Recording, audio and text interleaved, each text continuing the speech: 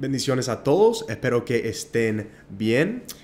Disculpen que mi voz está raro hoy porque he estado resfriado esta semana, pero creo que me van a entender bien. Ok, nosotros hoy vamos a continuar nuestro estudio en el libro de Hechos. Hoy vamos a estar en Hechos capítulo 4, versículos 13 a 22. Pero primero vamos a orar. Padre, te agradecemos de nuevo por esta oportunidad que tenemos para estudiar tu palabra. Señor, que tú seas glorificado en nosotros, en nuestras vidas, en nuestros pensamientos, en nuestros deseos, Señor, a través de nuestras palabras y nuestras acciones, Señor. Instrúyenos, Señor. Guíanos en el camino correcto delante de ti todos los días de nuestras vidas. Padre, queremos ser valientes en Jesús y queremos cumplir el ministerio que nos has dado. Te amamos, te bendecimos, Señor, en el nombre de Jesús. Amén. Ok, como siempre es necesario entender el contexto de nuestro pasaje. Entonces, hoy vamos a regresar por un momentito a Hechos capítulo 3. Y nosotros hablamos de Hechos capítulo 3 en el video pasado, pero para repasar, para recordar, en Hechos capítulo 3, Dios utiliza a Pedro para sanar milagrosamente a un hombre que nació cojo y después él estaba caminando y saltando y alabando a Dios. Y eso naturalmente atrajo la atención de muchas personas que se encontraban allí en el templo, y Pedro aprovechó de esa oportunidad para predicarles el Evangelio de Jesucristo. Y en Hechos capítulo 4, después entran los saduceos, los sacerdotes y la guardia del templo.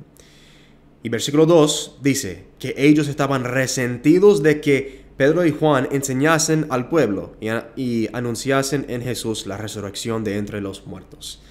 Entonces, estos hombres, y ellos eran como líderes religiosos de los judíos, ellos estaban molestos, enojados, frustrados que Pedro y Juan estuvieran enseñando en el nombre de Jesús. Y por eso ellos, dicen versículo 3, les echaron mano y los pusieron en la cárcel hasta el día siguiente. Entonces esa noche Pedro y Juan pasaron la noche en la cárcel, en custodia de la guardia del templo, y después la próxima mañana ellos tuvieron que hacer su defensa delante del Sanedrín.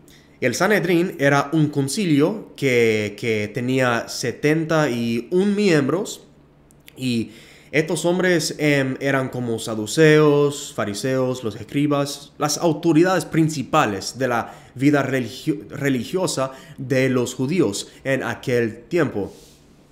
Y básicamente lo que pasa es que Pedro y Juan les dice: ustedes asesinaron al Señor Jesús, pero Dios lo levantó de entre los muertos. Y en su nombre, y solo en su nombre, nosotros podemos ser salvos.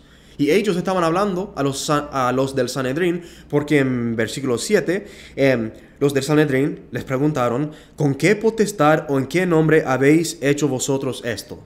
Porque ellos reconocieron que Pedro y Juan habían hecho un milagro, que un milagro había sucedido, y los del Sanedrín honestamente querían saber lo que había sucedido. Y por eso Pedro y Juan empiezan a predicarles en el nombre del Señor Jesucristo. Entonces, ese es el contexto de nuestro pasaje de hoy. Ok, vamos a leer empezando en versículo 13. Entonces, viendo el denuedo de Pedro y de Juan, y sabiendo que eran hombres sin letras y del vulgo, se maravillaban y les reconocían que habían estado con Jesús. Ok, yo no sé si todos ustedes saben esto, pero yo no sabía qué significaba la palabra denuedo. Entonces tuve que buscar la definición, pero denuedo significa básicamente valentía, el valor, el valentía de Pedro y de Juan. Y sabiendo que eran hombres sin letras o sin educación y del vulgo, en otras palabras, hombres comunes. Y cuando los de Sanedrín reconocieron esto de los apóstoles Pedro y Juan, se maravillaban. Porque Pedro y Juan, ellos no eran, cuando dice que ellos eran hombres sin letras, no quiere decir que ellos no eran inteligentes, simplemente significa que ellos no habían recibido un entrenamiento muy fuerte de la ley, de los profetas, todo eso, porque los del Sanedrín, ellos habían recibido una buena educación en la ley. Ellos habían recibido un entrenamiento fuerte en la vida, en la religión judía. Pero Pedro y Juan no habían recibido esa educación formal, pero aquí estaban enseñando y predicando en el nombre de Jesús antes la suprema autoridad de la vida religiosa de los judíos. Aquí estaban estos hombres sin temor, con toda valentía, predicando en el nombre del Señor Jesucristo. Y quiero que vean lo que dice aquí en versículo 13. Esto es muy importante, hay que prestar atención aquí. Y les reconocían que habían estado con Jesús. Es verdad que Pedro y Juan no habían recibido una educación formal como los del Sanedrín, pero ellos tenían algo que tenía suma importancia, mucho más importante que la educación de los fariseos y de los saduceos. Ellos habían estado con Jesús. Ellos habían pasado 3 años con Jesús. Habían visto los milagros que Jesús realizaba. Le habían visto sanar a los enfermos y echar fuera a los demonios y sanar a los ciegos y a los cojos. Le habían visto resucitar a personas muertas de entre los muertos. Ellos habían visto su crucifixión y también habían visto que Él estaba vivo. Eran testigos de su resurrección y también habían escuchado sus enseñanzas acerca del reino de Dios, acerca del pecado, acerca de la salvación, acerca de su propio carácter, que Él de verdad era el Cristo, el Mesías, el Hijo de Dios. Ellos habían estado con Jesús. Entonces nosotros, esto es un reto para nosotros. Si entendemos lo que la Escritura nos dice aquí, eso nos va a hacer un reto. Porque ¿cuántas veces hemos hecho excusas, verdad? En cuanto a por qué no podemos cumplir la voluntad de Dios. En cuanto a por qué no podemos cumplir el ministerio que Dios nos ha dado. Y no estoy diciendo que todo el mundo tiene que salir a otro país para salvar al mundo entero. Solo hay un Salvador. Lo que estoy diciendo es que Dios nos ha dado y ha dado a todos sus hijos un don, un ministerio, pero muchas veces hacemos excusas porque decimos que yo no fui al seminario, yo no tengo una educación religiosa, solo fui salvo hace 1 año. Otras cosas como estoy cansado, estoy ocupado. A mí no me gusta hablar con la gente mucho, yo soy una persona callada, todo eso. Pero mis hermanos, no podemos hacer excusas. Si tenemos una relación íntima con el Señor Jesucristo, entonces tenemos lo suficiente para poder cumplir el ministerio que Él nos ha dado. Pedro y Juan, antes que Jesús los llamara, eran pescadores, hombres comunes como ustedes y como yo. No eran famosos, no tenían muchas posesiones, no eran ricos. Pero cuando Jesús los llamó, ellos le contestaron, sí, Señor, te vamos a seguir. Y ellos a veces eran tontos, eran necios, tenían corazones duros a veces, pero Jesús los bendijo. Jesús los instruyó, Jesús los enseñó en el camino correcto y los transformó para que fueran las personas que debían ser para el reino de Dios. Entonces, ¿qué excusa tenemos nosotros, mis hermanos? Si tenemos a Jesús y si le conocemos, tenemos lo suficiente. Y no podemos decir que, bueno, si yo hubiera estado con Jesús, si yo hubiera visto todo de lo que Él hizo, entonces yo sería más valiente. Yo no sé si eso es cierto o no, porque lo que los apóstoles vieron y escucharon, adivinen, también lo escribieron aquí en este libro, en la palabra de Dios. Obviamente no hemos visto a Jesús, pero sabemos lo que Él hizo a través del testimonio de sus seguidores fieles, los que estaban dispuestos a morir por Él. Y si estaban dispuestos a morir por él, significa que de verdad ellos vieron y escucharon todas estas cosas que están escritas en la palabra. Las personas no van a morir por algo que saben que es una mentira. No van a morir por mentiras. Van a morir por la verdad. Entonces, si nosotros estamos con Jesús, hay que estar animados porque tenemos la libertad para servirle y para glorificarle y para adorar al Padre en espíritu y en verdad. Ok, continuemos. Versículos 14 a 16. Perdón, 14 a 17. Y viendo al hombre que había sido sanado, que estaba en pie con ellos, no podían decir nada en contra. Entonces les ordenaron que saliesen del concilio y conferenciaban entre sí, diciendo: ¿qué haremos con estos hombres? Porque de cierto señal manifiesta ha sido hecha por ellos, notoria a todos los que moran en Jerusalén, y no lo podemos negar. Sin embargo, para que no se divulgue más entre el pueblo, amenacémosles para que no hablen de aquí en adelante a hombre alguno en este nombre. Ok. Los del Sanedrín, ellos vieron y no podían negar que un milagro había sucedido, porque ellos podían ver al hombre que había nacido cojo, que él estaba saltando y que él estaba ahí parado, usando sus piernas. Entonces, ellos vieron que no se podía negar que hubiera acontecido un milagro. Entonces ellos ordenaron a Pedro y Juan que salieran del concilio y empezaron a conferenciar entre sí.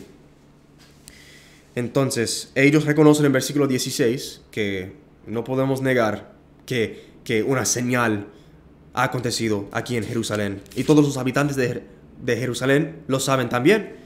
Pero miren lo que dicen en versículo 17.